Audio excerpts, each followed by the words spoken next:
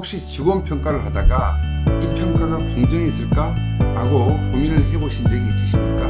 직원 평가 생각보다는 간단하지 않습니다. 잘못된 평가 하나로 조직 내 신뢰가 흔들리고 직원의 동기부여가 사라질 수도 있습니다. 그렇다면 직원 평가에서 실수를 줄이려면 어떻게 해야 할까요? 경영 컨설턴트 짐 콜린스는 이렇게 말했습니다. 적합한 사람을 제대로 평가하는 것이 회사의 성장을 좌우한다. 직원 평가가 그만큼 중요하다는 얘기겠죠. 자, 그럼 직원 평가에서 실수하지 않는 방법 함께 알아보겠습니다. 첫째로 흔히 저지르는 실수는 감정에 휘둘려 평가하는 것. 평가를 하다 보면 아무리 공정하려고 해도 때로는 감정이 개입될 수가 있습니다. 예를 들어서 특정 직원과 개인적인 불화가 있거나 반대로 너무 호감이 가는 직원에게는 평가 점수를 다르게 주는 경향이 있습니다.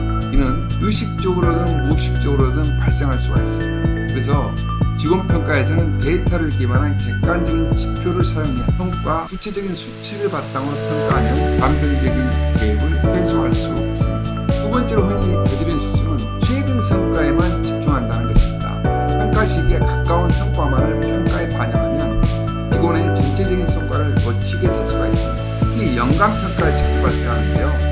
연말에만 성과가 두드러진 직원이 높은 평가를 받는 반면 한 해 내내 꾸준한 성과를 낸 사람은 상대적으로 저평가될 수가 있습니다. 이를 해결하려면 장기적인 성과를 기록하고 분석하는 시스템을 도입하는 것이 중요합니다. 평가자는 주기적으로 피드백을 주고 중요한 성과나 이슈를 기록해 두어야 합니다.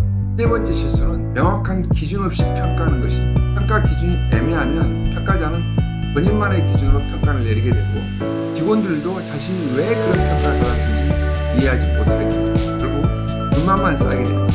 따라서 구체적이고 명확한 평가 기준을 설정하는 것이 무엇보다 중요합니다. 예를 들어서 팀워크라는 항목이 있다면 단순히 팀과 잘 협력한다는 모호한 기준이 아니라 프로젝트 완료 시에 팀원 간의 의사소통 빈도 그리고 협력도처럼 구체적으로 기준을 제시를 해야 합니다. 이때 들어가는 평가는 명확한 목표와 기준이 있을 때 가장 효과적이다 강조했습니다. 평가 항목마다 구체적이고 공정한 기준을 설정하는 것이 직원 평가에서 실수를 줄이는 핵심입니다. 팀 콜린스의 말처럼 적합한 사람을 제대로 평가하는 것이 회사의 성장을 좌우합니다. 여러분도 이 방법을 활용해서 직원 평가에서 실수하지 않고 최고의 인재를 더욱 성장시켜 보시기 바랍니다.